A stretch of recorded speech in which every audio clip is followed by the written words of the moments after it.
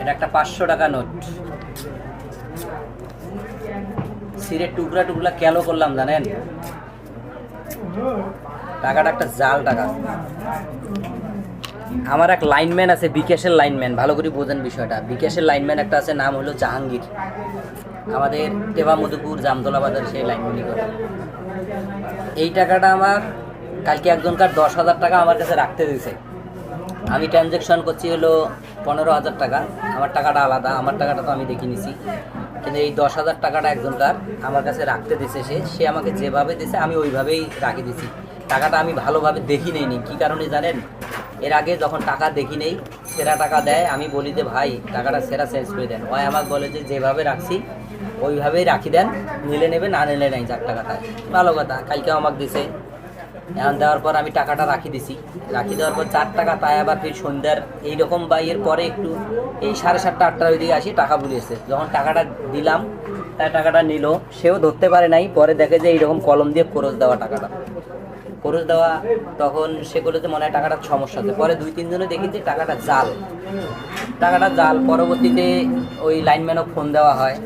Minimum আমিও 20 থেকে 40 বার phone দিয়েছি, সে ফোন ধরে নাই।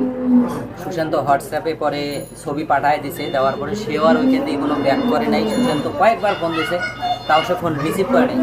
তো পরে আর সে টাকা নিয়ে যায় নাই, সুশান্তর টাকাটা নিয়ে যায় নাই। 10,000 টাকা আমার কাছেই ছিল। তো আজকে যখন লাইনম্যান আসলো, সকালবেলা যখন ফোন দিয়েছি, সে আসলো। আসার পরে আমাকে বললো কী সমস্যা। আমি বললাম ভাই এই টাকা আপনার যে 10,000 টাকা দিয়েছেন তার মধ্যে একটা টাকাই যে জাল। তা উনি আর আমাকে বিশ্বাস করে না, কয় ভাই আপনি টাকাটা চেঞ্জ করছেন, বুঝছেন? এই হলো আমার অবস্থা। তো আমি দুঃখের সাথে একটা কথাই জানাতে চাই ওই লাইনম্যানও, সেটা হচ্ছে বিগত আজ থেকে 1 থেকে 1.5 বছর আগে সে আমার কাছে একটা আংটি বন্ধক রাখছিল হাতের, মাসে 200 টাকা সুদ হিসেবে আমি দিছি, 7,000 টাকা দিছি।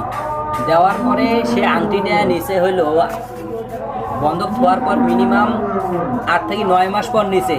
তার কাছে কিন্তু আমি একটা টাকা সুদের নেই। ভালো করে বিষয়টা বুঝেন। সে আমাকে জোর করে টাকা দিবে তো ছিল, আমি নেই বলে ভাই আপনি বিপদে পড়ছিলেন, নেন, সমস্যা রাখবেন, দিছি।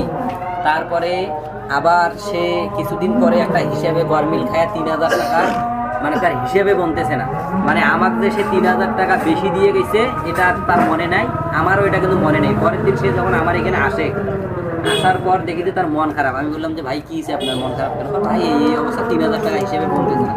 পরে আমি কিন্তু রাইতে কিন্তু হিসেব করছি, তাই হিসেবে দেখি যে আমার 3,000 টাকা গরমিল। ভাই এই অবস্থা, আমার ক্যাশে 3,000 টাকা বেশি। পরে ট্রানজ্যাকশনে হিসেব করে দেখি 3,000 টাকা সে আমাকে দিচ্ছে। পরে